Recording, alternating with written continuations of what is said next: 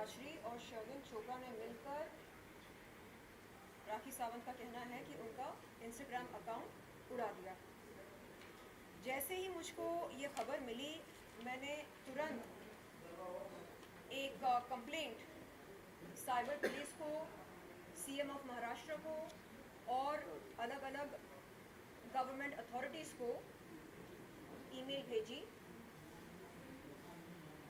उस कंप्लेंट में ये लिखा है कि सर, राखी सावंत ने मुझ पर ये इल्ज़ाम लगाया कि मैंने उनके सोशल मीडिया अकाउंट की हैकिंग करी है। और मैंने कहा सर, अगर इस बात में ज़रा भी सच्चाई है तो मैं इस अपराध के लिए सज़ा भुगतने को तैयार हूँ। लेकिन सर, अगर इस इल्ज़ाम में कोई सच्चाई ना हो, अगर cyber report, forensic report, IP address, device, इन तमाम चीज़ों से ये पता चलता है कि अपराधी मैं नहीं हूँ, और अगर ये पता चलता है कि ये इल्ज़ाम सिर्फ और सिर्फ एक घटिया मजाक है, तो मैं अनुरोध करती हूँ सर कि राखी सावंत को कड़ी से कड़ी सजा मिले। क्यों? क्योंकि इस तरह का घटिया मजाक करने की इजाज़त हमें संविधान नहीं देता है। जब मनचाहा मुंह उठाकर नज़दीकी पुलिस चौकी पर जाकर पुलिस अधिकारियों का समय बर्बाद करना ये गलत है। आपने देखा होगा कि मात्र 8 घंटों में राखी का सोशल मीडिया अकाउंट दोबारा चालू हो गया। जिस दौरान उनका इंस्टाग्राम अकाउंट डिसेबल्ड था या टेम्परेरीली डीएक्टिवेटेड था, उस दौरान वो फेसबुक पर ऑनलाइन प्रेजेंट थी, वो ऑनलाइन मौजूद थी। ऐसे कैसे हो सकता है? उन्होंने कहा कि उन्होंने दावे के साथ कहा कि उनके सोशल मीडिया अकाउंट की हैकिंग हुई है और शर्लिन चोपड़ा, आदिल और राजश्री ने मिलकर उनके अकाउंट को उड़ा दिया, मेरी जिंदगी बर्बाद कर दिया है। हाँ, क्या हम ये कह सकते हैं कि उन्होंने खुद अपने अकाउंट को डिसेबल किया और कुछ घंटे बाद दोबारा एनेबल किया? क्या हम ऐसा कह सकते हैं? मैं तमाम जांच अधिकारियों से, ख़ास तौर पर साइबर पुलिस से ये विनती करती हूँ, अनुरोध करती हूँ कि तत्काल ये मालूम किया जाए कि क्या किसी ने राखी सावंत के इंस्टाग्राम अकाउंट की हैकिंग करी या नहीं, हाँ या ना। साइबर पुलिस के लिए ये मालूम करना कोई बहुत बड़ी बात नहीं है, मुश्किल काम नहीं है। क्योंकि नेक्स्ट टाइम से लाइफ में कोई झूठे कंप्लेंट्स ना करे, झूठे एलिगेशंस ना करे और कानून को मिसयूज ना करे। कानून के पास बहुत काम है। सच में रेप हो रहे हैं, सच में मर्डर हो रहे हैं, सच में बहुत कुछ हो रहे हैं, उनका मिसयूज ना करें। मीडिया को लेके जाके उसको इतना बड़ा ना बना दो कि आदिल ने इंस्टाग्राम हैक किया है, आदिल ने वो किया, आदिल ने ये किया, शर्लिन ने ये किया, राजश्री ने ये किया। मजाक है क्या? क्या वो मजाक है हमारी जिंदगी के साथ? 8.5 घंटे में उनका इंस्टाग्राम वापस आ जाता है और वो रील्स पोस्ट कर रही है। और उस ठीक है, नो प्रॉब्लम। हाँ, फेसबुक में थी, हाँ थी, तो नो प्रॉब्लम। एक काम करें, एटलीस्ट राखी क्या के माफ़ी मांगती है, मेरा इंस्टाग्राम वापस आ गया, आप तीनों मुझे माफ़ कर दो, आप पे मैंने एलिगेशन लगाए नहीं।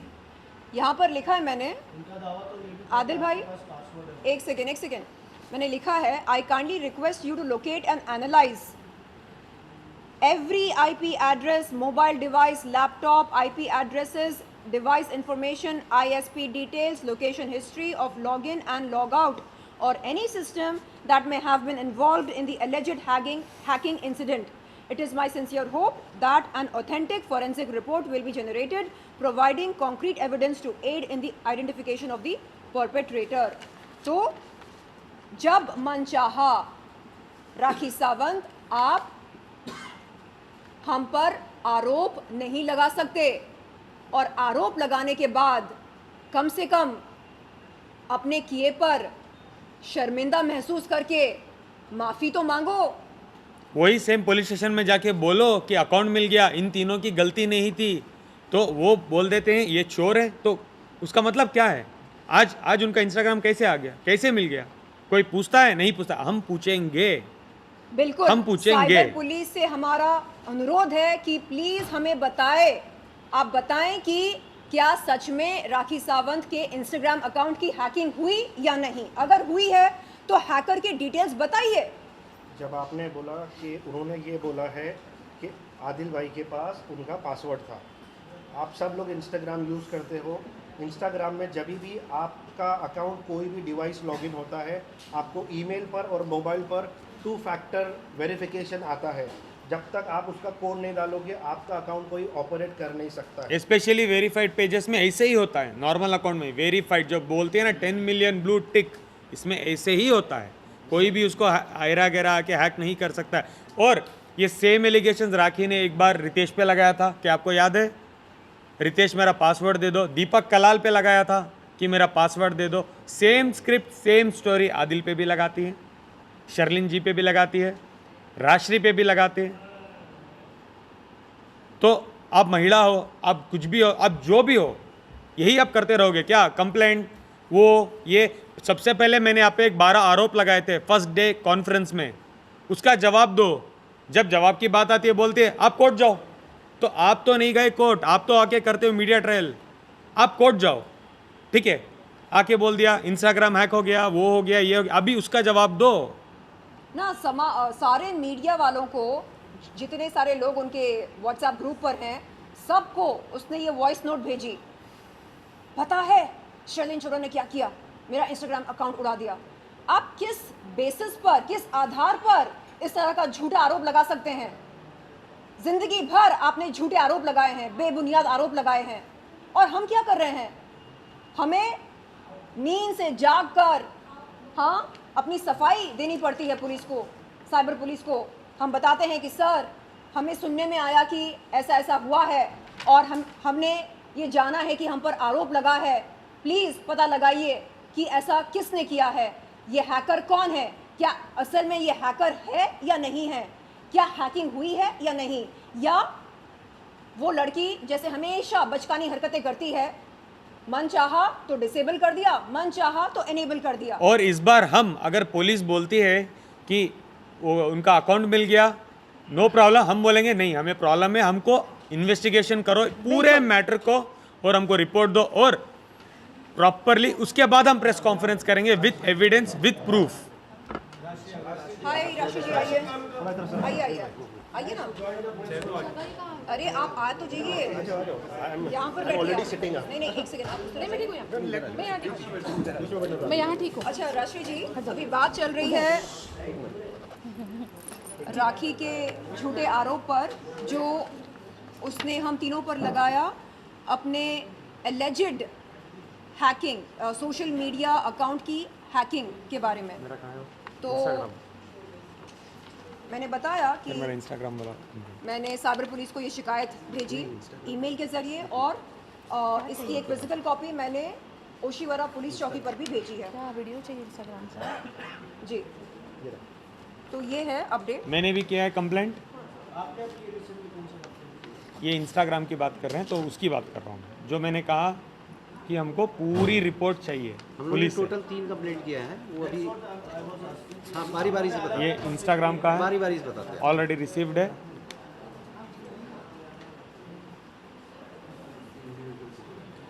हमने इंस्टाग्राम की कंप्लेंट में IP address, ISP details, login, log out, जितनी भी डिटेल्स होती है, और हमने इस कंप्लेंट के साथ साथ ये भी बोला है कि अगर हम गुनहगार हैं तो we are ready to face any action taken by police. और यही लेटर लेके हमारी पूरी टीम, इसमें नीरज गुप्ता जी हैं, आदिल भाई हैं, शर्लिन जी हैं, हम सब जाके साइबर हेड को मिलने वाले हैं कि हर बार झूठ बोलकर, हर बार आदिल भाई को बदनाम करने के लिए या उनके ऊपर फॉल्स एलिगेशंस का जो सिस्टम है अभी वो बंद होगा। अभी हम हर चीज़ की सफाई मीडिया के सामने और ऑफिशियली लेटर के ज़रिए लीगली देंगे। और इसमें ज़्यादा कुछ वो नहीं, एक छोटी सी चीज़ है फॉरेंसिक रिपोर्ट होती है, जिसने भी लॉगिन किया है, जहाँ से भी ISP IP जो होता है, उसने अगर लॉगिन कर दिया है अंदर, तो फॉरेंसिक साइबर एक्सपर्ट्स के पास फॉरेंसिक एक्सपर्ट होते हैं, उन्होंने सिर्फ लॉगिन डिटेल्स देना है कि किसने लॉगिन किया है, और पूरा चीज़ सब सामने आ जाए आपके। ओके, इस पर कोई सवाल है? हैकिंग को लेकर आप लोगों का कोई सवाल है या कोई क्वेश्चन है जो आपको आदिल भाई को या राजश्री को या शर्मिन को पूछे? मैंने तो कल ही क्लियर किया था कि सब कुछ राखी ने किया हुआ है। 24 घंटे के अंदर अकाउंट वापस आ 24 जाएगा घंटे और भी वही नहीं, हुआ। 8 घंटों के अंदर 8 घंटे 8.5 घंटे 8:30 केवल 8.5 और घंटे। उस दौरान वो फेसबुक पर कैसे? मौजूद थी। देखिए, हमें तो ये मुझे तो ये भी नहीं पता है कि उसका अकाउंट कितने बजे वापस आया है। मैं जानती थी सब कुछ राखी ने किया हुआ है। मैंने आपको 4 बार बताया। बिल्कुल। ऑलरेडी कंप्लेंट्स हुए थे रितेश पे, मैंने आपको ये भी बताया, दीपक कलाल पे, मैंने ये भी बताया आदिल पे। राखी और किसी पब्लिक टाइम वेस्ट करना और पुलिस स्टेशन में जा जाकर टाइम वेस्ट करना, इसके ऊपर आप लोगों ने कोई फाइल किया है? मैं आपको एक्सप्लेन करता हूँ। अभी क्या है, राखी जी को और कोई काम है नहीं सिवाय फॉल्स और बेसलेस एलिगेशन करने के, डिफेमेटरी डेरोगेटरी रिमार्क करने की। इन तीनों के अगेंस्ट में उन्होंने क्या क्या कहा है पब्लिक डोमेन में है, उसको बोलने की ज़रूरत नहीं है। अभी कुछ दिन पहले एक बंदा पीयर होता है रील, अपनी रील के थ्रू, जिसमें वो क्लेम करता है कि उसका एक फ्रेंड, वो नहीं, उसके एक फ्रेंड ने आदिल दुरानी को 15 लाख रुपए दिए थे और वो 15 लाख रुपए आदिल दुरानी खा गया। और आदिल दुरानी के लिए बहुत ही वाहियात किस्म की लैंग्वेज वो इस्तेमाल करता है, जो मैं अभी नहीं बोल सकता आपको, इंक्लूडिंग चीटर और फ्रॉड बोलता है। और बोलता है मैं आदिल को हमेशा के लिए जेल के अंदर डलवा दूंगा क्योंकि उसने मेरे दोस्त का पैसा खाया। ठीक है, उसकी लोकल स्टैंडिंग नहीं बनती है, लेकिन इसके बावजूद भी वो आता है बीच में, वो राखी जी के ही कहने पे आता है, वो क्लियर है। उस बंदे के अगेंस्ट में हमने कंप्लेंट किया है, रिटन कंप्लेंट साइबर सेल में और मुशीवारा पुलिस स्टेशन में, और राखी जी के भी अगेंस्ट में, because there is a conspiracy between Rakhi Sawant and this particular person. अब मैं दूसरी चीज़ बता दूँ कि वो बंदा जिस बंदे के बारे में बोलता है कि मेरा दोस्त है, इसने पैसा दिया है, वो बंदा यहाँ पे मौजूद है, ये हाँ मेरे ही पैसे। और ये इनकी वाइफ हैं। हेलो, नमस्ते। हम लोग अपना नाम बताइए। एक मिनट, नाम बताइए। हाँ, खड़े हो जाइए, खड़े हो जाइए, अभी खड़े हो जाइए। और आप प्लीज़ सुनिए इनके साथ क्या हुआ आपके साथ, शॉर्ट एंड स्वीट में बताइए। एग्जैक्टली केस क्या है वो आप एकदम समझिए। शॉर्ट में बता देता हूँ। ये मैम के स्टोर के बाहर हम लोग वहाँ पे लोखंड वाला सर्कल के यहाँ से जा आपका रहे नाम थे। बताइए। लाउड बोलो। नाम बताइए। हाँ, मेरा नाम भूपेश है, टैटू गुरु बोल के मुझे सब लोग जानते हैं। तो वहाँ पे हम लोग मिले थे इनके शॉप के बाहर, नील आर्ट के वहाँ पे। ये बेसिकली टैटू आर्टिस्ट है। टैटू आर्टिस्ट आपने ही फोटो करा के दिया था वहाँ पे, आपके शॉप के बाहर। तो मेरे को बोले कि टैटू रिमूव करना है, फिर उसके बाद में घर पे मिले, फिर वहाँ पे आदिल सर से मुलाकात हुई। तो व्यूज़ वगैरह अच्छा आया था 10 मिलियन का, तो बोला क्या कर दे। फिर आदिल सर की ऑडी में बैठ के वहाँ पे लेके गए, तो मेरे लिए सब नया एक्सपीरियंस था। तो मैंने बोला अभी इतना अब तो भरोसा कर सकते। घर दिखाया उनका, वो भी अच्छा बड़ा था, फिर गाड़ी भी दिखाई, फिर दुकान भी दिखाई। फिर किसने दिखाया, किसने? वो राखी मैडम ने। हाँ। तो बोला चल पार्टनरशिप में करते। मेरे से इनकम वगैरह पूछा, मैंने भी बोला हाँ चल, आँखों में है इनकम मेरा इतना, तो 50 करेंगे। उन्होंने बोला दुकान वगैरह पूरा बना दे, तो मैं एकदम खुश होकर फटाफट ला के लाख रुपये हाथ में कैश दे दिया। फिर उन्होंने बोला कि आदिल को पकड़ के दुकान पूरा अच्छे से बना दे, हम पार्टनरशिप वगैरह करेंगे, सलमान को बुलाएंगे, वो उनका रिपीटेड स्टेटमेंट। किसको बुलाएंगे? हाँ वो सब है मेरे। सलमान भाई, सलमान भाई, सलमान खान बॉलीवुड एक्टर। रील्स का स्टेज बनाएंगे, वहाँ पे सब रील्स के स्टार को बुलाएंगे, आप फेमस हो जाओगे। मतलब डेली का एक स्टेटमेंट उनका था ऐसा कि आप पेमेंट कर दो, आपको फेमस कर देंगे हम लोग। फिर इनको हम लोग ने दिया, फिर 6,30,000 इनके अकाउंट में गया। फिर उसके बाद में हम लोग ने बोला कोई भी एक्टर तो अभी तक दिखा नहीं ना हमको, बस आप तो इसके पीछे पड़े। फिर और 2 लाख रुपया मांगा। फिर वहाँ पे हम लोग रुक गए, फिर थोड़ा आर्ग्यूमेंट वगैरह चालू हो गया। तो वो पूरा बोले कि आदिल से पकड़ के आदिल से पूरा पैसा निकलवा के दे। मैंने बोला आपके बोलने पे मैंने दिया था। तो बोला कि अभी मेरे को काम करो, अभी मेरे को 10 लाख रुपये चाहिए। आपके बोलने पे मुझे क्यों दिया आपने? वो इंफ्रास्ट्रक्चर का पूरा काम करने के लिए। क्योंकि उनका लेकिन ठीक है, वो इंटीरियर जो आपने किया, मेरा कोटेशन आपको क्या था? 10 लाख का था स्टार्टिंग। आपने मुझे कितना पेमेंट दिया है? 6,30,000 इनको, 1 लाख रुपया राखी को। तो मुझे आज भी कितना पैसा बनता है? 2 लाख रुपया मेरे से लेना बनता है, जो उन्होंने बोला छोड़ दे। और इनफैक्ट अभी अपने जो वकील जी है, इनको हमारा ऑफिस से कंप्लेंट करने के लिए भी ट्राई कर रहे हैं। मैंने इनके हाँ, बिहार तो पे बोले कि मैं कंप्लेंट तेरा भी जो किया भी है हुआ पूरा करवा के देता हूँ। अम्बोली पुलिस स्टेशन में इस बंदे के बिहाफ में राखी जी के अगेंस्ट में रिटन कंप्लेंट लॉन्च हुई है, जिसमें सारे फैक्ट्स डिटेल में दिए हुए हैं कि कैसे टैक्टफुली राखी सावंत अपने टूटे फूटे घर को रिनोवेट कराने के लिए इस गरीब आदमी को पकड़ती हैं और बोलती है काम करो, एक टैटू पार्लर हम लोग खोलेंगे पार्टनरशिप में, तुम इंटीरियर का खर्चा बेयर करो, घर हमारा है, वहाँ पे टैटू पार्लर खोलेंगे, मैं सेलिब्रिटी हूँ तो सलमान भाई को और फलाना भाई को उनको बड़े बड़े सेलिब्रिटीज़ को तुम्हारे पार्लर में लेके आएंगे प्रमोशन के लिए, तो और भी अपने यहाँ ग्राहक आएंगे, तो उससे जो फ़ायदा होगा वो हम लोग शेयर कर लेंगे। फिर जब शॉप में पैसा देना, इस गरीब आदमी को समझ में आया, राखी ने टैक्टफुली मैनर में किया क्या, उसने बोला कि मुझे पैसा मत दो, उसने बोला आदिल इंटीरियर का काम करता है, आदिल तुम्हें कोटेशन दे देगा, तुम आदिल को पैसे दो। अपने हाथ में पर्पसली उसने पैसा नहीं लिया। आदिल ने 10 लाख रुपए का कोटेशन दिया, जिसके अगेंस्ट में 7.5 लाख रुपया इस बंदे ने दिया। 2.5 लाख रुपया अभी भी आदिल को लेना बनता है, क्योंकि आदिल ने अपना पार्ट ऑफ वर्क जो था इंटीरियर का पूरा कंप्लीट कर दिया था। एक बार पूरा इंटीरियर रेडी हो जाता है, कंप्लीट हो जाता है, फिर ये बंदा बोलता है कि मैडम आप शुरू करें काम, पार्टनरशिप डीड वगैरह करते और काम शुरू करते हैं। ये बंदे को इसके सामान के साथ में उठा के बाहर फेंक दिया गया। और 1 लाख का सामान मेरा वो भी था। फिर उसके बाद में मेरे को एक पुलिस से धमकी भी दिलाई कि मैंने उसको जान से मारने की धमकी दिया।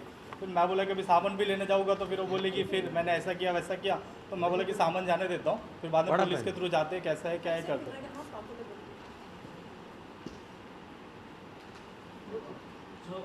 जो अभी रिसेंटली राखी कह रही थी 2 लाख ट्रॉफी, 2 लाख ट्रॉफी वाला स्टेटमेंट उन्होंने कहा, तो उस पे क्या कहना चाहोगे कल्याण जी? सर आप भाषा करिए, नहीं आई एम नॉट कंफर्टेबल। अच्छा राशि विषय बैठे थे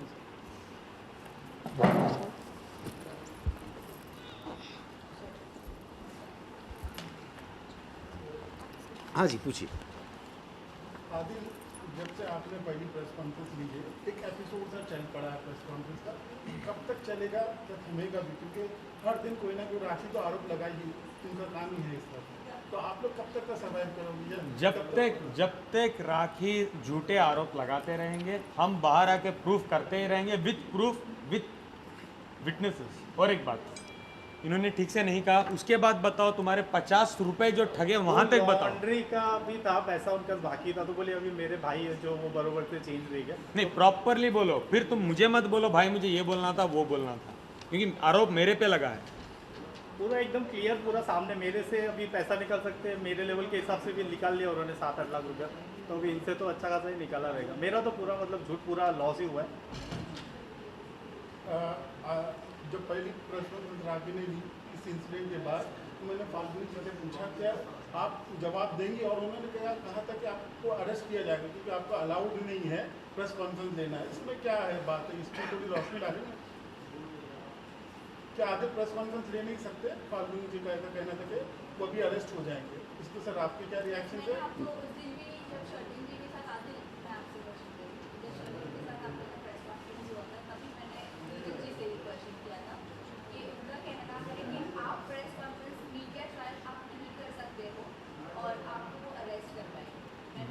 एक बात बताइए, कानून का कौन सा प्रोविज़न बोलता है कि किसी भी केस का आरोपी अपराधी में, ये केस झूठा है वो भी क्लियर है सबके सामने और सबको पता है केस झूठा है, कौन सा आरोपी बाहर निकल के वो अपनी सफाई में मीडिया को या किसी को नहीं कह सकता?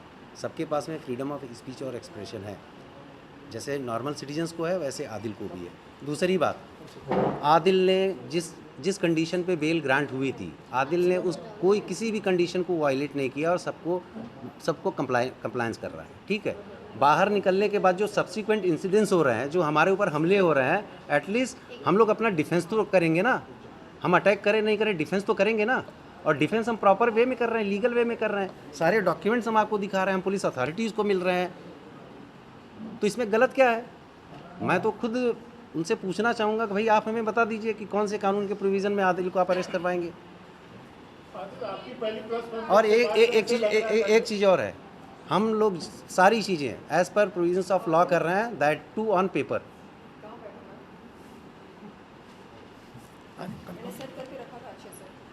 तो आइए ना, कम मुझे सेंटर में बैठना है। आ जाओ आ जाओ।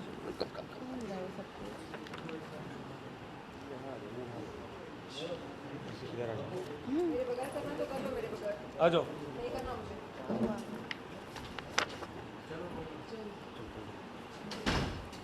चलो पहली प्रेस कॉन्फ्रेंस के बाद ऐसे लगा था कि राखी सावंत का चैप्टर आपने पूरी तरह से क्लोज कर दिया है, उसको एक्सपोज कर दिया है, लेकिन उसके बाद ऐसा लगता है कि आप उनके ऊपर कितना भी आरोप लगाओ तो पूरी तरह से तैयार होकर इस तरह अपने आप को दर्शा दिया कि उन्होंने कुछ नहीं किया, बहुत ही ईमानदार और बहुत ही स्ट्रगल करने वाली लड़की है, एक्ट्रेस है, आप उनके ऊपर केवल अत्याचार करें, इसके ऊपर आपको क्या कहना? वो हर बार यही तो कहती है। देखो, पहले मेरे प्रेस कॉन्फ्रेंस में मैंने 12 सवाल पूछे, मैंने 12 चीज़ों को रखा जो राखी ने मेरे साथ किया। 12 सवालों का सिंपल उनका जवाब था, उनकी और उनके एडवोकेट का, कि तुम जाओ कोर्ट में जाके बात करो, मुझे नहीं पता है, मैं कुछ नहीं बता सकती। और वो मेरे पे नए नए 8-8, 10-10 एलिगेशन लाती हैं, क्योंकि वो चाहती है कि मैं एलिगेशन क्लियर करने में तैयार रहूँ और वो कुछ ना कुछ करते रहे। अब आप उमरा जाइए जाकर वहाँ काफ़ी खुश नजर आ रही हैं और आप लोग एकदम स्ट्रेस में दिख रहे हैं। उमरा जाकर वो वीडियो भेज रही है, काफ़ी खुश लग रही है और आप लोग काफ़ी स्ट्रेस में दिख रहे हैं। ऐसा लग रहा है कि कहीं ना कहीं आपके रिश्तों में भी कहीं अनबन आ रही है उसके कारण, ये क्या ठीक है? एक और बार पूछिए। मतलब उमरा जाकर वो वहाँ से वीडियोस भेज रहे हैं, बहुत ही खुश हैं, आप लोग कहीं ना कहीं बहुत ज़्यादा स्ट्रेस में लग रहे हैं। ऐसा लग रहा है कि आपके रिलेशंस में भी कहीं ना कहीं अनबन हो रही है। आपको ऐसे क्यों लग रहा है कि हम स्ट्रेस में लग रहे हैं? नहीं, नहीं, ऐसा अगर आपको क्या लगता है हमें यहाँ पे आप हंसना पर- खेलना अगर चाहिए? आप पर सोशल मीडिया अकाउंट की हैकिंग का इल्जाम लगाया जाए तो आप बल्ले बल्ले करेंगे? नॉट ओनली सोशल मीडिया का, नहीं नहीं, इतने सारे आरोप लगा रही है वो। आप मुझे ये बताइए कि जब हम उम्रा जाते हैं, उम्रा के लिए जाते हैं, तो हमारा मन कैसा होना चाहिए? बिल्कुल साफ होना चाहिए। क्यों? क्योंकि हम अल्लाह के बहुत करीब जा रहे हैं। क्यों? उनकी इबादत करने जा रहे हैं।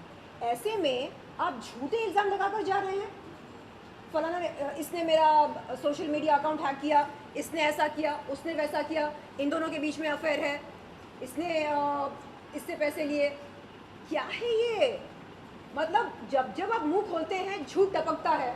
और यूजुअली क्या होता है, जो उम्रा जाने से पहले हम सब क्या करते हैं, गैदर होते हैं, माफ़ी भी मांग के जाते हैं कि हम लोग उम्रा जा रहे हैं, कोई गलती हुई तो माफ़ कर दो, हम आके दोबारा मिलेंगे, हमको ब्लेस करो, ये होते हैं चीज़ें।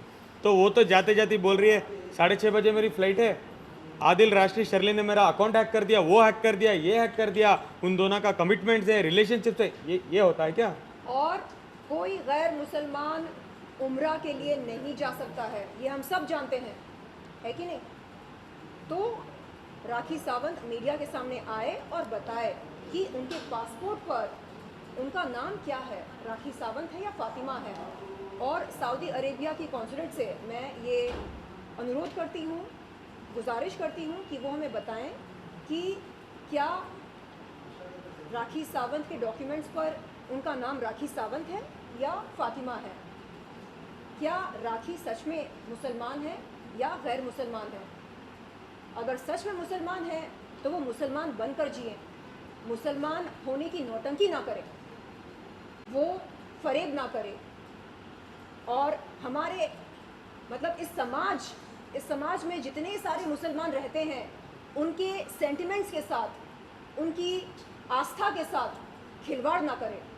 मैडम, आपको लगता है कि ये चैप्टर क्लोज हो सकता है? क्योंकि राखी एलिगेशन लगाने में मानेगी नहीं। मानेगी नहीं? एक सेकेंड, मानेगी नहीं मतलब क्या? उनका एटीट्यूड, उनका नेचर। एक सेकेंड, क्या ये जंगल है या समाज है? आप कह रहे हैं कि वो एलिगेशंस लगाती रहेगी। हम सब जानते हैं, हम इतने सालों से उनको देखते आए हैं। उसे स्वयं में बदलाव लाना पड़ेगा, उसे बदलना पड़ेगा। कानून नाम की भी कोई चीज़ है ना। बिल्कुल, ये जो देश है ये हमारी मनमानी से नहीं चलता है, ये कानून से चलता है।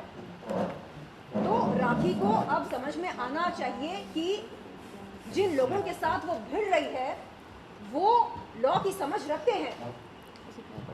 इससे पहले कई अलग अलग लोगों पर राखी सावंत ने अलग अलग किस्म के इल्ज़ाम लगाए।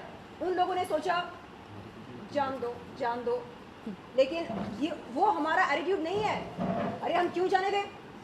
जब हमने कोई जुर्म नहीं किया, हम उस इल्ज़ाम को क्यों बर्दाश्त करें? एक सेकेंड, हाल ही में मैंने राखी सावंत का एक इंटरव्यू देखा सिद्धार्थ कनन के साथ। उसमें वो कहती हैं कि आदिल भाई ने उनका बलात्कार किया, जिसके चलते उन्होंने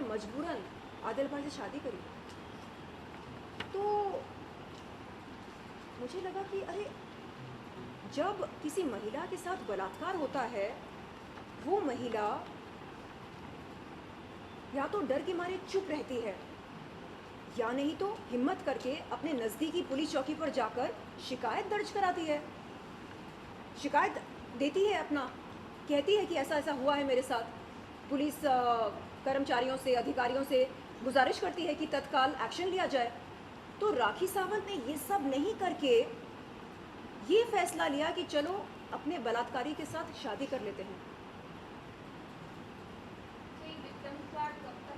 नहीं नहीं, ऐसे ऐसे कौन करता है? जो आपका बलात्कार करता है आप उसके साथ जिंदगी, पूरी जिंदगी बिताने की कस्में खाते हैं? ऐसे कैसे हो सकता है भाई? आदिल, क्या आपने सच में राखी को मारा है? क्योंकि ये बात कोई हजम नहीं एक सेकेंड जो उम्रा वाली बात है, शरीफ आपने अभी जैसे कहा कि मुसलमानों का जो भी कर रही है वो उम्रा करने जाती है जहाँ अलाउड नहीं है, हम सबको पता है वो सब अलाउड नहीं है। कहीं ना कहीं इस्लाम का सेंटिमेंट्स को हर्ट करना, क्या आप लोगों ने इसके ऊपर भी एक्शन लिया नहीं है? क्योंकि डे वन जब से प्रेस कॉन्फ्रेंस करें वो शरिया लॉ को भी एक्सप्लॉइट करती जा रही है, उसके अगेंस्ट आदिल से ये कह रही है कि वो इस्लाम कबूल कर लिया है, ये है वो है, बट उसे फॉलो तो नहीं कर रही है, कहीं ना कहीं उसके अगेंस्ट ही है।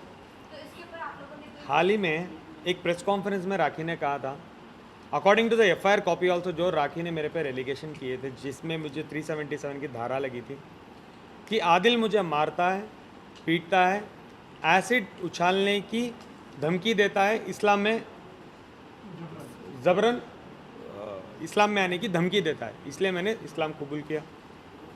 वही इंटरव्यू में लास्ट में राखी कहती है कि मैं इस्लाम धर्म को बहुत ज़्यादा पसंद करती हूँ, मैं उम्रा जाना चाहती हूँ। देखो, उम्रा एक बहुत बड़ी चीज़ है, हर इंसान, हर मुसलमान को एक बहुत बहुत बहुत बहुत बड़ी चीज़ है।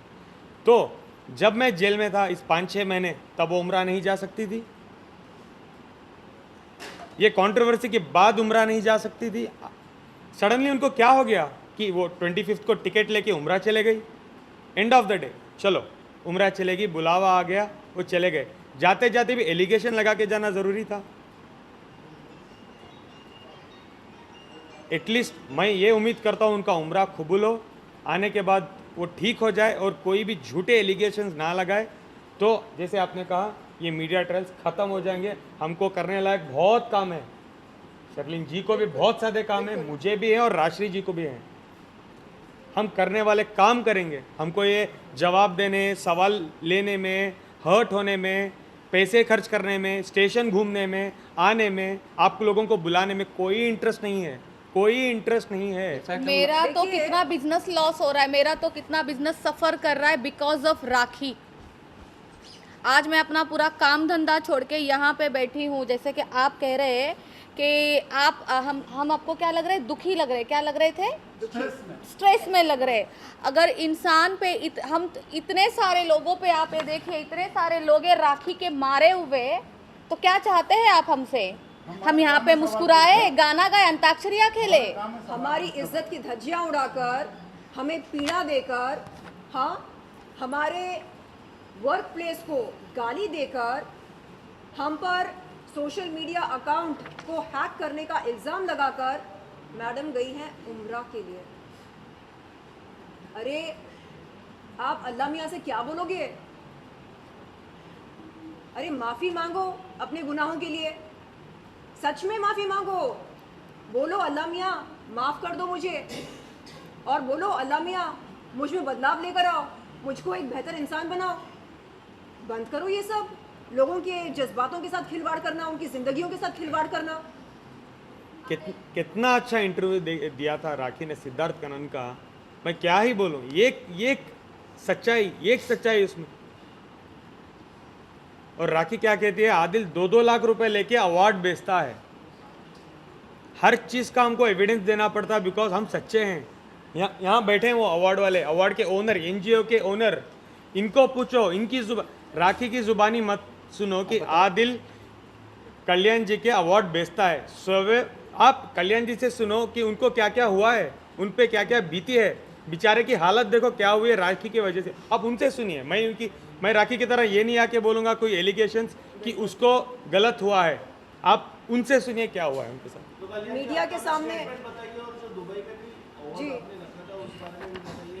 वहाँ पे भी एक खबर निकल आ रही थी कि एक स्टिकर निकालना अवार्ड के पीछे से और फेवरेट अपने खास लोगों को दे देना या बेच देना, और उसने बोला मीडिया के सामने कि उसने शर्लिन चोपड़ा को लेके गया था। दादा साहेब फाल्के सबसे आइकन पहले नमस्कार मीडिया को, मेरा नाम कल्याण जी जाना, दादा साहेब फाल्के मैं चलाता हूँ।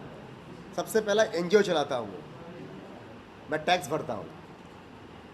इसके बाद जो दुबई में जब मेरा शो हुआ उस टाइम पे मेरा बहुत दिक्कत हुई, बहुत दिक्कत हुआ, और दिक्कत के बाद मेरा रात को मेरा शो शुरू हुआ। इसके मैं खड़ा है, बहुत दिक्कत हुआ।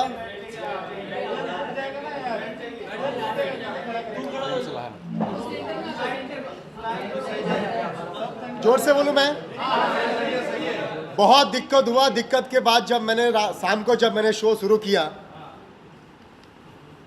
राखी सावंत आते हैं और उसके बाद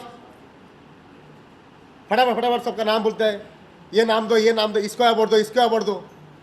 मेरी वाइफ भी पीछे थे, मैं कुछ काम के लिए बाहर गया, ये भाई स्टिकर निकल के सबको दे रहे हैं, जो मेरा लिस्ट में नाम नहीं है, लिस्ट में नाम नहीं है, स्टिकर निकाला सबको दे रहा है अवार्ड। मेरे कौन है ये? तो स्टिकर सब नीचे पड़ा हुआ था। मैं तो बोले भाई 2 लाख रुपया जो है ना, ये नहीं लिया है, कम से कम 25 अवार्ड, 20 से 25 अवार्ड जो मेरा कम पड़ा ना। मैंने पिछले कल बोला था मैंने मीडिया को, जो मुझे पता नहीं कितना पैसा है, लेकिन जब मीडिया में गया ना रात मुझे सबका आ रहा है, भाई मेरा भी पैसा लिया है, मेरा भी पैसा लिया है। वो सब नाम देगा मैं, वो नाम देगा मैं। कम से कम 20 से 25 लाख रुपया मैं बोलता राखी लिया है, कमाया है। अब वो 20 से 25 लाख मेरा वहां पे पैसा देना था। मैंने इनको फ़ोन किया था मॉर्निंग में, भाई चुकाना है पैसा। बट कल्याण जी एक बात ये आती है कि आप लोग ऐसे को कैसे इतना इन्फ्लुएंस कर रहे थे जो आप लोग इतने अग्री हो जाते हैं कि आपने इतना बड़ा अपना भी नुकसान कर दिया सिर्फ राखी के बोले। नुकसान नहीं मैडम, नुकसान नहीं। जैसा आप ऑर्गेनाइजर है, आपने राखी को बुलाया है, राखी के दोस्त को नहीं बुलाया आपने। अभी वो दोस्त को दे रहा है, लिस्ट में मेरा नाम नहीं है। हड़कंप वहाँ पे ये मचा हुआ है क्योंकि दिन भर मेरा शो शुरू नहीं हुआ था, शाम को हुआ। मुझे तो शो खत्म करना था, वो टेंशन में था मैं।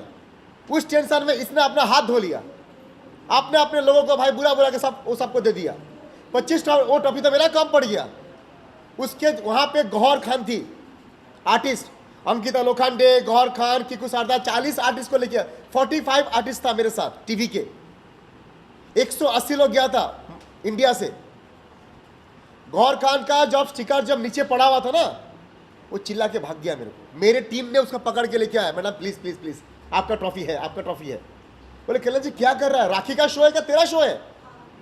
गौहर खान ने ये बोला था, पूछिए गौहर खान बहुत अच्छी लेडी है, गौहर खान बहुत ही प्यारी लेडी है। आप सोचिए, आपको बुलाते हैं स्टेज पे अवार्ड लेने के लिए, जब आप वॉक कर रहे हो आपका नाम नीचे पड़ा है और आप जा रहे हो, फिर भी आप जा रहे हो, आपके अवार्ड में नाम नहीं है। और सुनिए भाई इनको तो मैं 3 दिन खाली मिला था। जब राखी ने बुलाया था ना घर पे, तो बस हाथ जोड़ा था मैंने, बोली बहन बहन बोलता था उसको मैं, बहन भाई प्लीज मुझे हेल्प करना। अभी बीच में मुझे फोन किया, इसे कोई एक्स, अभी मैं खुलासा कर रहा हूँ भाई, खुलासा कर रहा हूँ। बीच में मुझे फोन किया था, राखी ये सुनेगा तो बोलेगा ये क्यों बोल दिया। बीच में मुझे फोन किया, इसका एक्स बॉयफ्रेंड जो बाहर रहता है, उसको इलेक्शन में लड़ना है, बोलता किसी बड़े को टिकट दिलाओ कल्याण जी। एक्स हस्बैंड रितेश हाँ रितेश का, उसको तुम्हारा बीजेपी में तुम्हारा बहुत नाम है, उसको टिकट दिलाओ। उसका सब व्हाट्सएप है मेरे पास। शादी मेरे से, नहीं, रिश्ते मेरे से। भाई मुझे बोलने दो। मैं खाली इतने बोलना चाहता हूं, तुमको 6 टिकट दिया, जाना आना वीजा सब कुछ दिया, रहना दिया, गाड़ी दिया, और सब करने के बाद तुम मेरे ऊपर बोलते, मेरी अवार्ड को बोलते हो। दादा साहेब फाल्के अवार्ड बेचता है कौन? आदिल। बेचते हो तुम, और नाम आता है आदिल का। और तुमको पूरी घूमने के बाद तुमको शर्म नहीं आता है? तुम जिसको भाई बोलते हो, उसकी अवार्ड में जाके तुम ऐश करते हो। अपने मम्मी को, जिस मम्मी के लिए रो रहा था ना वो, उस मम्मी को दुबई मैंने घुमाया मेरी टिकट से, मैं फक्र से बोल सकता हूँ, उस माँ को मैंने घुमाया। लास्ट वो दुबई मेरे पैसे से गया था। वो जो माँ के लिए रो रहा था ना, मुझे वो दिखा दो कब वो दुबई लेके गया अपनी माँ को खुद के पैसा से, दिखा दो कोई। उस माँ को, मेरी भी माँ है, सबकी माँ मतलब माँ होता है, उसको 6 टिकट दिया मैंने। दूसरा बात, जब मैंने अवार्ड शो किया दास से फाल्के, उसको मैंने फ़ोन किया, मैं दीदी को फ़ोन किया, दीदी मेरे ऑलरेडी मेरा बहुत सारे शो में आया है। वो बोलते, राखी बोलता है दीदी को मैं लेके गया। आज मैं खुलासा कर रहा हूँ, दीदी को मैंने फ़ोन किया था, मैंने लेके गया। सेकेंड बात, जब मैंने शो किया, कल्याण जी मेरे लोगों को देना है, कल्याण जी भाई नहीं, भाई माफ़ करना, आना है तो आओ, नहीं तो मत आओ, ये मैंने बोला था। ये उसने मांगा था 6 टिकट, मैं दिया नहीं है। सिर्फ उसका वो जो मेकअप ये कॉस्ट्यूम वाला कौन था वो साथ में गया था, जो कपड़ा पहनता है उसका, हाँ कुणाल, पता नहीं वो कौन है कॉस्ट्यूम वाला, कौन सा कपड़ा ये पहनाता है, उसको लेके गया। कौन सा पता नहीं कौन सा वो कॉस्ट्यूम खुद को पहनने को नहीं आता कॉस्ट्यूम, झूठ बोल के उससे मेरे को लेके गया। उसको खुद को ढंग नहीं है कपड़ा पहनने का कुणाल को, हाँ, और वो उसका बोलता है ये बहुत बड़ा कॉस्ट्यूम वो डिजाइन है। मालूम है क्यों? क्योंकि कुणाल से कपड़ा लेना था बोल के उसने टिकट दिलाया, और किसी को नहीं दिया, दीदी को दिया, कुणाल को दिया, राखी को दिया। इस बार मैं, उसने बोला 6 टिकट दे भैया नमस्कार, एक बार मैंने फल लिया, 2 बार नहीं। अब जब आए बॉम्बे में तो मेरे को बोलता है कल्याण जी ऐसा नहीं, ऐसा वैसा नहीं, वैसा तुम्हारा नाम खराब हो जाएगा दादा साहब फाल्के का। मैंने बोला दादा साहब फाल्के दिल से मैंने बनाया। नीरज साहब को पता है मेरे बारे में, पूरी मीडिया को पता है, कचरा चुनने से लेकर मैं यहाँ तक मैं पहुँचा हूँ। मैंने इस लड़के का सफ़र बहुत नीचे से जब से शुरू हुआ था, कई सालों से ये मुझे जानता है, मैं इसको जानता हूँ। इस बच्चे ने कब से अपना सफ़र शुरू किया था, मेरा मतलब परिवार का बच्चा रहा, मैंने देखा कितनी मेहनत की है इसमें, तो कम से कम इसको तो बख्श देना चाहिए। सपना था मेरा दुबई में, और दुबई में शो नहीं दादा, मैं देश को रिप्रेजेंट किया, देश को मैं रिप्रेजेंट किया, और देश को रिप्रेजेंट करने के बाद तुम मेरे खिलाफ। अच्छा, जो पैसा लिया है ना आदिल ने, 2 लाख रुपया मुझे दिया है, मैं सब मीडिया को बोलता हूँ, अगर है दम राखी में, वो 2 लाख का बैंक स्टेटमेंट वो दिखाए और उस आदमी को वो खड़ा करे। हम दिखाएंगे जो 20 से 25 लाख गया वो आदमी कौन कौन है, लिस्ट दे देंगे हम, राखी दे लिस्ट। और रही बात, आज इतने लोग क्यों बैठे हैं, कितने लोगों को ठगी है राखी ने? शर्लिन, आदिल, राजश्री, कल्याण जी, गुरु, सब झूठे हैं क्या? और राजश्री तो सबसे क्लोज फ्रेंड थी, सबसे ज़्यादा। भाई मैं हस्बैंड था मेरा बताओ, आप बोलो राष्ट्रीय तो क्लोज फ्रेंड थी, मैं हस्बैंड था, शादीशुदा, 2 रिश्ते हैं, एक बार निकाह, एक बार कोर्ट। गुस्सा, एक सेकेंड, गुस्सा क्यों कर रहा हूँ पता है? जो एक्स हस्बैंड को वो बोलती है कि ये मेरा हस्बैंड नहीं है रितेश, उसको सिफारिश कर रही है टिकट दिलो इलेक्शन लड़ने। बताओ, अब बताओ। उसका नंबर नहीं था, नंबर है मेरे पास अभी, उसका नंबर कहाँ से आएगा मेरे को? क्या बोलती है, मैंने रितेश को कभी भी नहीं मिली, लंदन में मैं नहीं मिली। उसका नंबर है, मैं बात भी किया, तुमको अवार्ड दिलाएंगे रितेश, तुमको स्पॉन्सर दिलाएगा, सब कुछ करेंगे। मैंने बोला भाई ठीक है दिलाएगा, पहले मेरा बॉम्बे में शो है उसमें दिला दो, मान जाएगा दुबई का। और एक बात कहूँ, अहम बात कहूँ, राखी हर बार किसको चीट करती है, किसका सपोर्ट लेती है, उनको ही काटती है, साफ है। बता दो कैसे। शर्लिन के साथ झगड़ा था, साथ कौन खड़ा था? आदिल के साथ झगड़ा हुआ, साथ कौन खड़ा था? राजश्री। आज राजश्री के साथ झगड़ा, ये उसका कॉमन है, किसी दोस्त को नहीं छोड़ती है वो, दोस्ती का मोल नहीं है उसके पास। आप राखी के कितने ऐसे दोस्तों से मिले? अभी अगर कल्याण जी बोल रहे कि 3 बार ही आपसे वो मिले हैं, अगर 3 बार की मुलाकात में आपके ऊपर इतने बड़े एलिगेशंस लग रहे हैं, तो आप और कितने लोगों से मिल रहे हो और कितने लोग आने वाले हैं प्रेस कॉन्फ्रेंस के लिए, ये जानना चाहेंगे। एक 15-20 दिन दो, हमको ये चाहिए प्रॉपर, हम एक काम करेंगे, एमपी थिएटर लेंगे, फिर आप सबको बुलाएंगे। हर गली गली में जो बोल रहे हैं भाई तुम कैसे हो, मुझे ठग दिया, मुझे किया, मेरे से लूट लिया, 1 लाख लूट लिया, 10,000 लूट लिया, 50 रुपए लूट लिए, 25 लाख लूट लिए, 30 लाख लूट लिए, करोड़ों रुपए लूट लिए। आदिल सर क्या कहते हैं कि राखी प्रेस कॉन्फ्रेंस में भी कहा है कि कहीं बाहर जाते थे आदिल तो मेरे कार्ड से जो है पेमेंट होता था, उनके पास पैसे नहीं थे। कार से हो गया कार्ड से सॉरी सर कार्ड बोल से रहे हैं कि ये हो गया। अच्छा एक सेकेंड राखी, एक सेकेंड मेरा एक सवाल है राशि जी से। हाल ही में राखी ने सिद्धार्थ के साथ एक इंटरव्यू किया, उस इंटरव्यू में ये कहा कि दोस्त ना रहा, और कहा कि आपने उनका पति चुरा लिया और आप दोनों के बीच में कोई रिश्ता है। तो ये सुनकर मुझे बड़ा दुख हुआ और हंसी भी आई।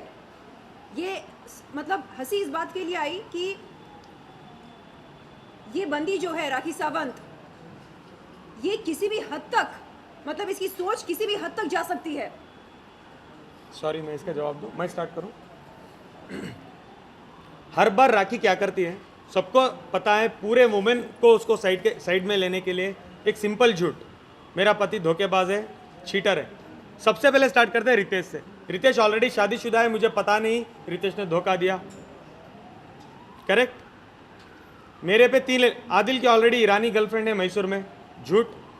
उसके बाद आदिल की कोई गर्लफ्रेंड है निवेदिता नाम की, दोबारा झूठ। अब नया लेटेस्ट तीसरा झूठ, आदिल और राशि का कुछ चल रहा है।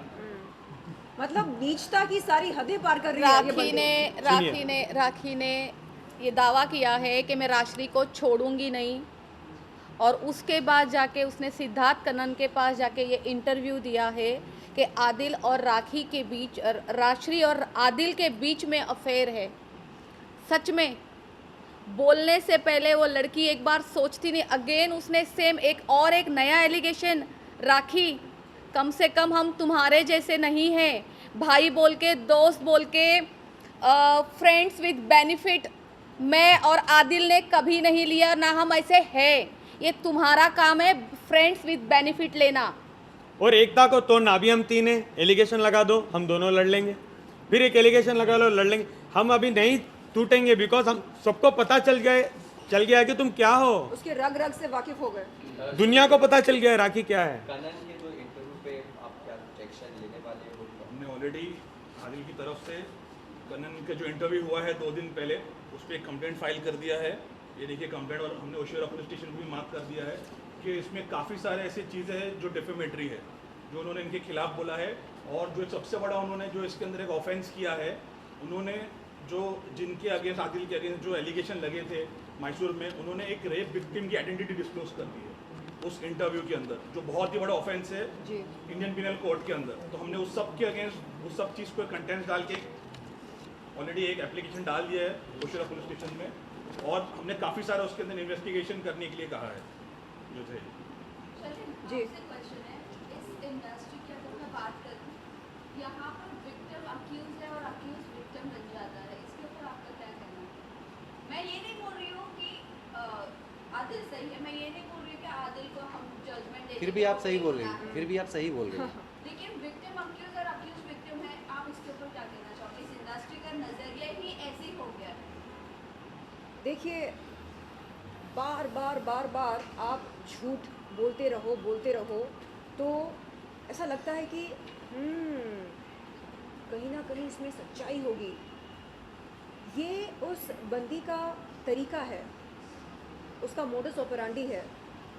उसे लगता है कि बार झूठ बोलने से वो झूठ सच में बदल जाता है। बार उसने कहा कि आदिल ऐसा है वैसा है, आदिल ने उसके साथ बलात्कार किया। मुझे अभी भी समझ में नहीं आ रहा है कि आप अपने बलात्कारी के साथ शादी कैसे कर सकते हैं।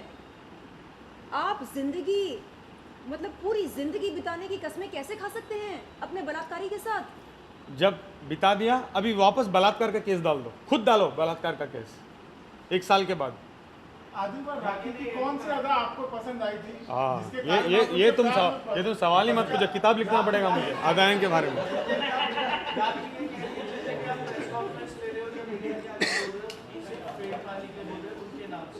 और वो क्या करती हैं, वो जब आती हैं मीडिया के सामने, हाँ, बोलती है कि मेरी क्लोन वो तो दूसरों के मैट्रो में घुस के पब्लिसिटी लेती है। बाबा मुझे एक बात बताओ, क्या कभी मेरी लड़ाई राखी से थी? हाँ, मैं विरोध कर रही थी उन लोगों का जिन्होंने मेरा यौन शोषण किया। उस लड़ाई में बीच में एंट्री मार के उड़ता हुआ तीर किसने लिया? राखी सावंत ने लिया। क्यों किया? पब्लिसिटी बटोरने के लिए। हाँ, तो ये सवाल आपको उनसे करना चाहिए। मिस राखी सावंत, आपको शर्लिन की लड़ाई में जबरन घुसने की ज़रूरत क्या थी? वो अपने संवैधानिक हक के लिए लड़ रही थी। मेरा हक बनता है, इंसाफ की गुहार लगाना मेरा संवैधानिक हक है। नहीं, आप कंप्लेंट नहीं कर सकते मेरे भाइयों के खिलाफ। क्यों नहीं कर सकते? अगर आपके भाई निर्दोष हैं तो उन्हें कुछ नहीं होगा, आप बेफिक्र रहो। लेकिन नहीं, आप ऐसे नहीं कर सकते, आप वैसे नहीं कर सकते। लेकिन आप सबको ठग सकते हैं, आप अपने बलात्कारी के साथ शादी कर सकते हैं, आप अपनी सहेली को सौतन बना सकते हैं ये इल्ज़ाम लगाकर कि तूने मेरा पति चुराया। आप कुछ भी कर सकते हैं, लेकिन हम उफ तक नहीं कर सकते। ये दोहरे मापदंड क्यों?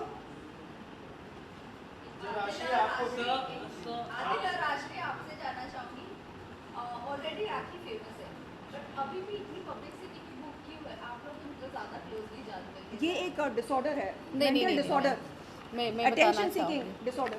मैं इस बारे में बताना चाहूँगी। ये बात सच में सच है। मैं उसके साथ इतने दिनों से रही हूँ। खैर, मुझसे ज़्यादा तो आदिल रहे हैं। वो प्लानिंग करती है एवरीडे। वो मेरे स्टूडियो में बैठ के भी प्लानिंग करती थी कि अभी मैं जिम में जाने वाली हूँ, जिम के नीचे जाके क्या बोलूँगी, और ये क्या वो कुछ लैंड क्रूज़र वो सब कुछ वॉटेवर क्या क्या हो रहा था, ये सब कुछ मेरे स्टूडियो में बैठ के वो करती थी। एंड देन उसके बाद वो जो टमाटर के झाड़ वाड़ उगाने जाती थी, जैसे राखी सावंत कहती है कि रेस्पेक्ट मी, मैं राखी सावंत हूँ, मैं एक ब्रांड हूँ। आप केवल एक टमाटर का झाड़ ही उगा सकती हो, और उसके अलावा अगर आप कुछ कर सकती हो तो लोगों के ऊपर एलिगेशंस कर सकती हो। आप कोई ब्रांड नहीं हो। आप सिर्फ रात को बैठ के जैसे मेरे साथ बैठ के ये बोलती थी कि अभी मैं क्या करूं। बीच में आपको पता है उसने एक नाटक किया था, हेलो हेलो हेलो, वो आलिया भट्ट का फ़ोन आ रहा है, आलिया भट्ट का फ़ोन आ रहा है, आलिया भट्ट मुझे साड़ी भेज रही है। वो सारा ड्रामा मेरे सामने हुआ था, सब झूठ। उसके जब उसने आप लोगों को ये सब इंटरव्यू दिए, बाइट्स दिए, नाटक किया, ड्रामा किया, अब मुझे कहती है अब मैं क्या करूँ राश्री। नेक्स्ट डे उसकी दुबई की फ़्लाइट थी। हम दोनों चार बंगला जाते हैं, वहाँ पे आप देखना, चार बंगला मच्छी मार्केट के बाजू में साड़ी की दुकान है, वहाँ जाते हैं, वहाँ साड़ियाँ खरीदती है वो 3 से 4 साड़ी, और उसमें से एक ब्लू या ग्रीन कलर की साड़ी वो पहन के नेक्स्ट डे एयरपोर्ट जाती है, और वो ये दिखाती है कि देखिए मुझे आलिया भट्ट ने साड़ी भेजी है। राखी सावंत का सिर्फ यही काम है, वो सब कुछ स्क्रिप्टेड करती है, बस वो लिखती नहीं है, बट उसके दिमाग में ये सारी चीज़ें होती है। वो एक नंबर की ड्रामेबाज, झूठी, लोगों को बदनाम करना, एलिगेशंस लगाना, दोस्ती के रिश्तों पे भी उंगली उठाना। छी राखी सावंत, क्या ही बोलूँ मैं आपके लिए। आपका नाम राखी सावंत लेना भी आज के टाइम गंदा लगता है, आपको पुकारना भी बेकार लगता है कि आपका नाम भी कैसे ले। उनका ये भी कहना है आपका जो बिजनेस है महिला, उसकी भी ब्रांडिंग आप राखी सावंत के नाम से ही कर रहे हो। जैसे अभी भी आप जो भी प्रेस कॉन्फ्रेंस या इंटरव्यू कर रहे हो, पीछे ब्रांडिंग लगा रहे हो महिला। देखिए, मैं आपको ये बात का जवाब देना चाहती हूँ। राखी सावंत का जो कहना है मुझे लेके कि मैं उसके नाम से पब्लिसिटी कर रही हूँ, ठीक है, और वो सवाल करती है मेरे ब्रांड पे, तो मैं आप सबको ये कहना चाहती हूँ, मेरे पास मेरे क्लाइंट बहुत बड़े बड़े सेलिब्रिटी है, मैं किसी का नाम नहीं लेना चाहती। आधी टीवी इंडस्ट्री मेरे पास आती है, आधा बॉलीवुड मेरे पास आता है, और उसके बाद जो ये म्यूज़िक इंडस्ट्री है, और ये जो जितने बड़े बड़े हाई लेवल के सिंगर है, वो सब मेरे क्लाइंट्स है। अगर मुझे किसी के साथ जाके पब्लिसिटी लेनी है तो मैं राखी सावंत को क्यों चुनूंगी? मेरे पास जब इतने अच्छे अच्छे ऑप्शंस है तो मैं किसी और को अपना दोस्त बनाऊंगी और उसके साथ जाके पब्लिसिटी लूंगी। राखी सावंत ने मुझे ट्रैप किया है। उसको मुझसे पूरा पैकेज चाहिए था। उसने जब देखा कि लड़की वेल है, इसके पास सब कुछ है, मैं इसको अच्छे से यूज़ कर सकती हूँ, मेरा नेल आर्ट स्टूडियो यूज़ करती है वो, राखी सावंत ने मुझे ट्रैप किया है, मुझे कोई ज़रूरत नहीं है राखी सावंत के पास जाके पब्लिसिटी लेने के लिए। और उसकी पब्लिसिटी मेरे हिस्से में क्या ही कर रही है, क्या काम आ रही है। आज मेरा नेल आर्ट स्टूडियो इतना ऊपर था, आज मैं नीचे आ चुकी हूँ, बदनाम हो रही हूँ, मुझ में इतने गंदे एलिगेशंस लग रहे हैं, मेरे बिजनेस पे असर हो रहा है। राखी सावंत ने बोला कि उसने मुझ पर 100 करोड़ का डिफेमेशन लगाया, मानहानि की है। राखी सावंत के ऊपर मैंने 200 करोड़ की है, क्योंकि मेरा बिजनेस, मेरी इज्जत राखी सावंत से ज़्यादा है। मैं बिजनेस करती हूँ, राखी सावंत बिजनेस नहीं करती है। उसने मेरे बिजनेस पे उंगली उठाई है, मेरे पेट पे लात मारी है, आए दिन वो मुझ पर एलिगेशंस लगाती है। कल बोलती है कि हम दोनों दोस्तों के अंदर कुछ है। तो राखी सावंत, तुम्हारा डैमेज और हमारा डैमेज नहीं है, इस वजह से मैंने तुम पर अब 200 करोड़ का मानहानि दावा किया है। बिल्कुल ये वही है। राखी सावंत भी करती है बिजनेस, राखी सावंत भी करती है बिजनेस, शेंडी लगाना, चूना लगाना, फरेब करना, ठगना। सही बोला आपने, ठगना। नहीं, आप ऐसे क्यों बोल रहे हैं कि शांत हो जाओ? नहीं, जो सच है वो सच है ना। बिजनेस वो भी करती है, लेकिन अलग बिजनेस है वो, चूना लगाना, शेंडी लगाना। और मैं गुजारिश करती हूँ कल्याण भाई से कि एक स्पेशल अवार्ड दिया जाए उसको आपके अगले अवार्ड फंक्शन में। Drama queen. क्या? नहीं। कौन woman of the era? Dada Saheb Phalke drama queen. Drama queen क्यों रहे इतना अच्छा हुआ? नहीं। कौन वुमन द बिगेस्ट ठक्का दे दो ना एटलीस्ट। ठग द बेस्ट ठग अवार्ड गोज टू बाल्टी अवार्ड। बाल्टी अवार्ड। कल्याण सर, अगर हो सके जैसे इस प्रेस कॉन्फ्रेंस कहा गया, इसको लेकर अगर अगला प्रेस कॉन्फ्रेंस आपके खिलाफ में और आपके खिलाफ बोले तो आप क्या करेंगे? भाई मैं तो शेर आदमी हूँ, मैं तो कच्चा खा लेगा उसको, वो मेरे ऊपर नहीं आएगा, उसको पता है मैं क्या चीज़ हूँ, वो मेरे ऊपर नहीं आएगा। मैं धाराएं बताना चाहूँगी कि मैं राखी सावंत के ऊपर अभी क्या केस करके आई हूँ। प्लीज़ राखी के अगेंस्ट में जोर से। राखी नहीं, ये रिटन कंप्लेंट है, इसको रिटन कंप्लेंट बोलते हैं टेक्निकली। राखी सावंत के अगेंस्ट में इनकी तरफ से रिटन कंप्लेंट गई है पुलिस को अंडर सेक्शन 499, 500, 211, 504, 506, 509, 384 ऑफ IPC। इसका मतलब है मानहानि, चरित्र हनन, एक्सटॉर्ट करने की कोशिश, एक्सटॉर्शन करने की कोशिश, धमकी देना, ये सारी इसमें शामिल है। और इस पर हमने पुलिस को रिक्वेस्ट किया है कि इस पर जल्दी से जल्दी एक्शन लिया जाए। और अगर वो लोग नहीं लेते हैं एक्शन, तो फिर हमको जैसे आदिल का हमने बताया था कि हम लोग मेट्रोपॉलिटन मजिस्ट्रेट कोर्ट के सामने प्राइवेट कंप्लेंट फाइल करके 156(3) में FIR करने का ऑर्डर लेंगे, उसी तरह इस मैटर में भी हम लोग करने वाले हैं। अब कोई भी एलिगेशन अगर होगा उधर से, तो मैं उनको सिर्फ एक मैसेज देना चाहता हूं कि प्लीज़ ऑथेंटिक डॉक्यूमेंट्री एविडेंस के साथ में किसी के साथ या कोई भी एविडेंस जब तक ना मिले तब तक एलिगेशन मत करिए। अदरवाइज़ आपको इतने सारी लीगल कॉम्प्लिकेशन होने वाली है, लीगल कॉम्प्लिकेशन, कि आपका सारा टाइम पुलिस स्टेशन कोर्ट कचहरी में ही बीतेगा।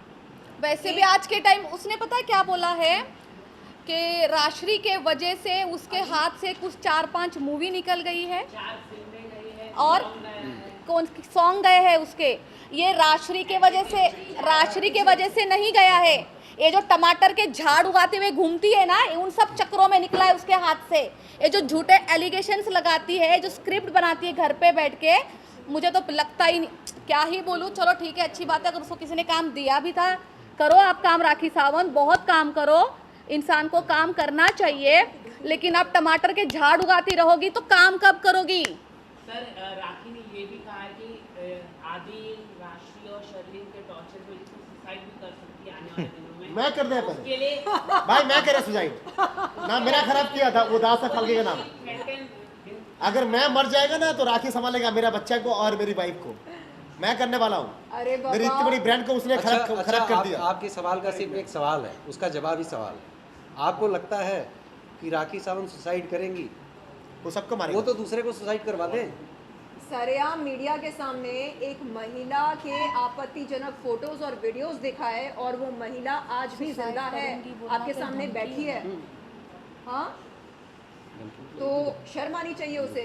तो मेरे भी तो दिखा है, वीडियो का बिजनेस तो है। वो भी एक ऑफेंस है। अगर कोई धमकी देता है सुसाइड करने का तो वो भी एक ऑफेंस हो जाता है। मुझे एक बात क्लियर करनी है। हाल ही में एडवोकेट फाल्गुनी ब्रह्मभट्ट ने मेरे ख्याल से आप ही से कहा था कि शर्लिन चोपड़ा के साथ तो सेटलमेंट हो गई है, पता नहीं वो ये ड्रामे क्यों कर रही है। आपको बता दूं मैं कि सन एंड सैंड होटल में फरवरी के महीने में इस साल एक प्रेस कॉन्फ्रेंस रखी गई थी जहां पर राजश्री जी, मैं, शैली, वाहिद भाई और राखी हम सब मौजूद थे। उस प्रेस कॉन्फ्रेंस के दौरान वाहिद भाई ने तमाम मीडिया वालों के सामने मुझसे पूछा, शर्लिन चोपड़ा क्या आप राखी सावंत और एडवोकेट फाल्गुनी ब्रह्मभट्ट के खिलाफ दर्ज कराए एफआईआर को वापस लेना चाहेंगी? मैंने जवाब में क्या बोला? मैंने कहा कि मेरे काबिल वकील इसका जवाब कोर्ट में देंगे। उसके बाद कई बार इस तरह का सवाल मेरे सामने रखा गया, पूछा गया बार बार, क्या आप अपना एफआईआर वापस लेंगी? मैंने यही बोला कि इस सवाल का जवाब मेरे काबिल वकील कोर्ट ऑफ लॉ में देंगे। एक दिन राजश्री जी के नेल आर्ट स्टूडियो पर राखी सावंत ने मेरे सामने एक कागज़ पेश किया। उस पर क्या लिखा था? यही एफआईआर वापस लेने वाली बात। तो मैंने राखी से कहा कि मैं ऐसे कागज़ पर दस्तखत नहीं करूंगी। जब मैंने कहा उसको कि मेरा उसके साथ मैसूर जाना, उसके लिए इंसाफ की गुहार लगाना, वो एक अलग बात है, लेकिन अगर मैं अपने लिए स्टैंड नहीं लेती हूँ, अगर लोगों को इजाज़त देती हूँ कि वो मेरी इज्जत की धज्जियाँ उड़ाएं, इज्जत की नीलामी करें, तो फिर मेरा वजूद क्या रह जाएगा? मैं एक मजाक बनकर रह जाऊंगी समाज में। आज क्योंकि मैं खुद के लड़ रही हूँ, खुद के लिए एक मजबूत दमदार स्टैंड ले रही हूँ, लोग देख रहे हैं कि हाँ ये लड़की जो है ये लड़ सकती है, अपने लिए लड़ सकती है। अगर मैं खुद के लिए ना लड़ूं, मैं क्या ही समाज सेवा करूंगी? कुछ नहीं कर पाऊंगी मैं।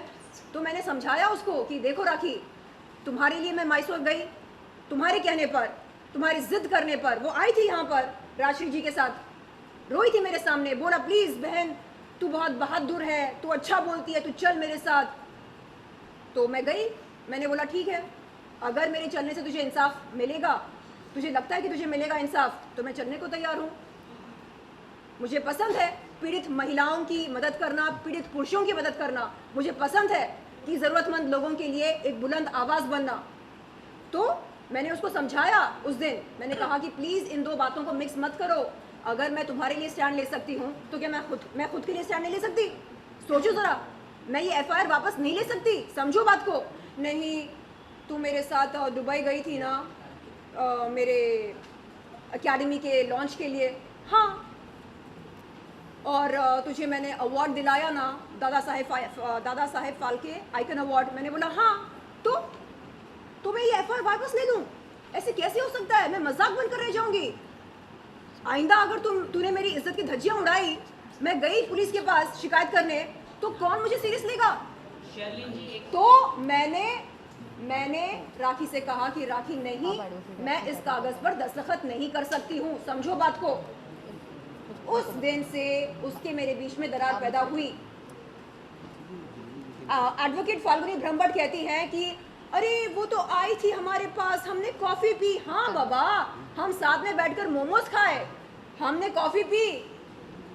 कॉफ़ी तो मैं अपने ड्राइवर के साथ भी पीती हूँ, मोमोज तो अपने ड्राइवर के साथ भी खाती हूँ। तो इसमें बड़ी बात क्या है? क्या संविधान में लिखा है कि अगर आप किसी के साथ बैठकर मोमोज खाते हैं या कॉफ़ी पीते हैं या हंसी मजाक करते हैं, तो इसका सीधा मतलब ये निकलेगा कि आपने सेटलमेंट कर ली? आज तक ना लिखित में ना जुबानी तौर से मैंने ये कहा कि मैं अपना एफआईआर वापस लेती हूँ। मेरे जीते जी वो एफआईआर कभी वापस नहीं लूंगी। बात सुन लो और समझो। एडवोकेट फाल्गुनी ब्रह्मभट्ट के खिलाफ मैंने बार काउंसिल में जाकर एक शिकायत दर्ज करी।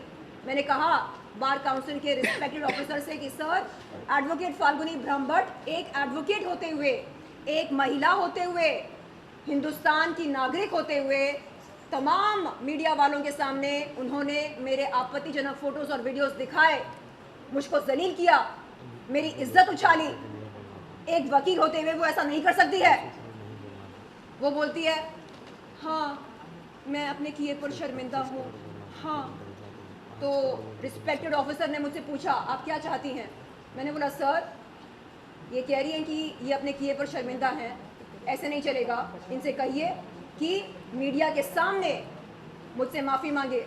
अगर सच में ये शर्मिंदा है तो उन्होंने उस दिन, ये बात है 7 अगस्त 2023 की, इसी महीने की, तो उन्होंने उस दिन ऑफिसर के सामने कहा जी सर, सर मैं एक प्रेस कॉन्फ्रेंस रखूंगी सर, और उसमें तमाम मीडिया वालों के सामने मैं शर्लिन चोपड़ा से माफ़ी मांगूंगी, मैं अपने किए के लिए बहुत शर्मिंदा हूँ सर। और वहाँ से निकलने के बाद वो मुझे धमकी देती हैं, बोलती हैं कि जो FIR आपने दर्ज कराई है राखी सावंत और मेरे खिलाफ, वो आप वापस ले लीजिए तो ये माफ़ी आपको मिल जाएगी। मैंने कहा आप क्या बात कर रहे हो, आप क्या बात कर रहे हो? FIR अलग है और बार काउंसिल में जो मैंने शिकायत दर्ज कराई है वो अलग है, ये दो अलग अलग मुद्दे हैं, आप मिक्स क्यों कर रहे हो? तो तब मुझे समझ में आया कि उनकी मंशा क्या है। माफ़ी मांगना उनकी मंशा नहीं है, वो चाहती हैं कि जैसे तैसे मैं उस FIR को वापस ले लूं, और मुझे कहती हैं कि असल में मैं बहुत परेशान हूँ, मैं एक बच्चे की माँ हूँ, मुझे उसके लिए फ़िक्र होती है और ये राखी सावंत मुझे बहुत परेशान करती है। मैंने कहा मैडम जो कुछ भी ये है ये आपका पर्सनल मैटर है, ठीक है, हम मिले क्यों, यहाँ पर आए क्यों बार काउंसिल पर? क्योंकि मैंने शिकायत की आपके खिलाफ, ठीक है, उस मुद्दे पर हम बात करेंगे। तो आज ये कहती हैं कि नहीं हमारी सेटलमेंट हो गई। अरे कोर्ट ऑफ लॉ में रिस्पेक्टेड जज साहब के सामने आप क्या बोलेंगे? वो पूछेंगे आपसे अगर सेटलमेंट हुई है तो बताइए कहाँ हुई, कैसे हुई, है क्या लिखित में? अरे सेटलमेंट का मतलब क्या होता है? एक प्रॉपर डॉक्यूमेंट होता है। सर आप बताइए सेटलमेंट कैसे होती है?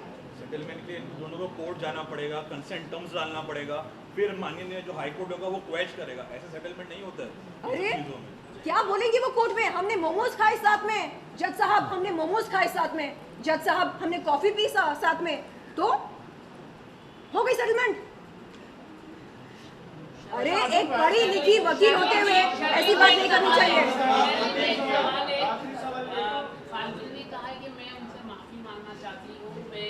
एडवोकेट फाल्गुनी ब्रह्मभट्ट मुझसे माफी नहीं मांगना चाहती हैं। अगर वो प्रेस कॉन्फ्रेंस करती है, अगर माफी मांगती तो आप माफ करेंगे? मैंने उस दिन ये दिलदार वाला डायलॉग राखी का बहुत ही फेवरेट डायलॉग है। बहन तू दिलदार है, बहन दिलदार कर करके ही ये हालत हो गई। बहन तू बहादुर है, बहन मेरे साथ चल, बहन मेरे लिए इंसाफ की गुहार लगा बहन। एक सेकेंड।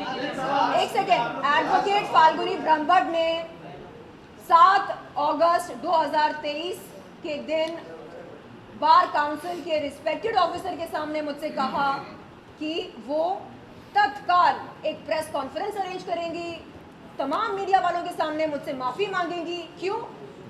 5 नवंबर 2022 के दिन जो शर्मनाक काम उन्होंने किया, सरेआम मीडिया के सामने एक लड़की के आपत्तिजनक फोटोज और वीडियोस दिखाकर, उसके लिए वो माफ़ी मांगना चाहती हैं, ऐसा उन्होंने कहा रिस्पेक्टेड ऑफिसर के सामने। लेकिन उसके बाद क्या हुआ, उनसे पूछिए क्या हुआ। वो बोलती हैं नहीं, असल में वो जो FIR आपने दर्ज कराई ना हमारे खिलाफ, वो आप वापस ले लेंगी तो फिर मैं माफ़ी मांग सकती हूँ। मैंने बोला मैडम FIR अलग है, ये बार काउंसिल वाली शिकायत अलग है, दोनों को मिक्स मत करो। FIR में आपका नाम है, राखी सावंत का नाम है, बार काउंसिल में मैंने जाकर शिकायत करी आपके खिलाफ, तो आप अभी उस शिकायत के बारे में बात करो। तो नहीं आप वो FIR वापस ले लो तो मैं माफ़ी मांगूंगी आपसे मीडिया के सामने, फिर आप ये शिकायत भी वापस ले लो। मैंने कहा क्या है ये, आप डील कर रहे क्या मेरे साथ? जिसके दिल में रिमोर्स होता, जिसके दिल में गिल्ट होती अपने किए के लिए, जिसके दिल में पछतावा होता, जो सच्ची मायनों में, हाँ सही मायनों में जो माफ़ी मांगना चाहता है, वो कंडीशन रखता क्या? नहीं आप ऐसा करो तो मैं सॉरी बोलूँगी, आप वैसा करो तो मैं अपोलोजाइज करूँगी। क्या है ये? आप मीडिया के सामने आज भी ये बोल रहे, आप ही को बोला था किशन, आप ही को बोला था, अरे मेरे पास और भी बहुत कुछ है, मेरे पास और भी बहुत कुछ है। शर्लिन चोपड़ा को बोल दो कि अगर कोई शरीफ औरत, शरीफ महिला, हाँ आ जाए, अगर कोई शरीफ महिला बात करना शुरू करे तो फिर सोच लो क्या होगा। अरे क्या शराफत शराफत शराफत का पाठ पढ़ा रहे। अगर आप सच में शरीफ हो ना तो आपको बोलने की जरूरत नहीं है कि आप शरीफ हो। आपकी शराफत आपकी हरकतों से, आपकी बातों से झलकती। मैं राजा हूं, मैं राजा हूं बोलने की जरूरत नहीं है। समझ में आता कि आप कौन है, तो समझ में आ गया है सबको कि आपकी असली मंशा क्या है। और आप क्या बोल रहे थे, अगर वो माफी मांगेगी तो मैं क्या करूं? ये सवाल मैं आप पर छोड़ती हूँ। नहीं नहीं, अगर मीडिया के सामने सच्चे मन से वो माफी मांगती है मुझसे, बगैर कोई शर्त के, FIR वापस ले लो, ये कर दो, वो कर दो, नो, कोई कंडीशन नहीं। आप सच्चे दिल से माफी मांगो, उसके बाद आप देखो क्या होता। आदिल भाई, राखी के दिन के जितने लोग थे,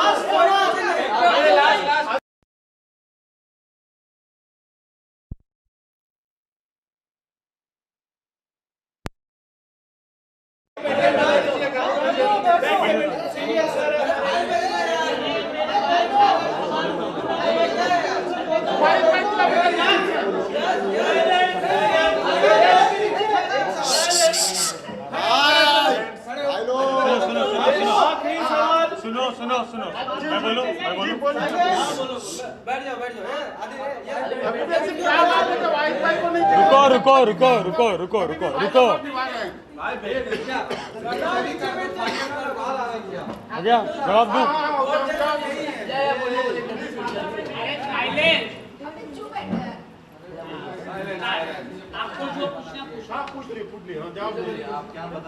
अभी ये मत बोलो आदिल की टीम, आदिल की गैंग, ये कोई टीम और गैंग नहीं है। न्याय के लिए लड़ना गैंग नहीं बोला जाता, ये गैंग नहीं है। इनके साथ जो हुआ है ये आई है, मेरे साथ जो हुआ मैं आया हूँ, इनके साथ जो हुआ ये आई है। यहाँ कोई सपोर्ट के लिए नहीं आया है। पीछे भी है।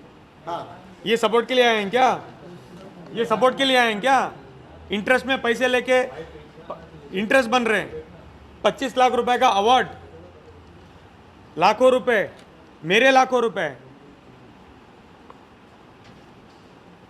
तो ये मत बोलो गैंग है, टीम है। हमारे साथ जो हुआ है हमें मालूम है।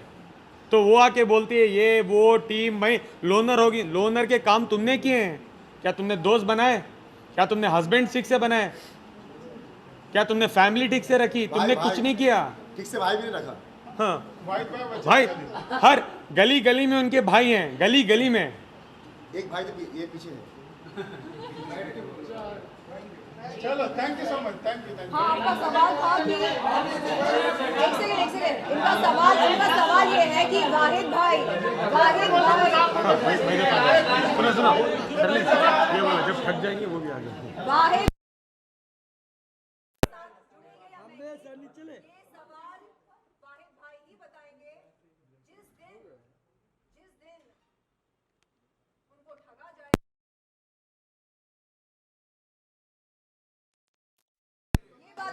ये बात तो है वाहिद भाई बहुत स्मार्ट है। वो खुद को सुरक्षित रखेंगे और राखी को मौका नहीं देंगे कि वो उनको ठगे। और जेन्युइनली कोई ठगा है तो हमारे पास आ जाइए, हम पूरे ग्रुप बना के लड़ेंगे।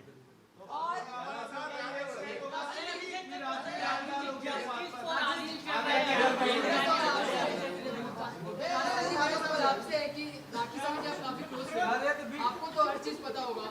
राखी साहब हर एक 10 दिन में दुबई जाती है, क्या उनका कोई सच में वहाँ बिजनेस है या कोई और काम से जाती है?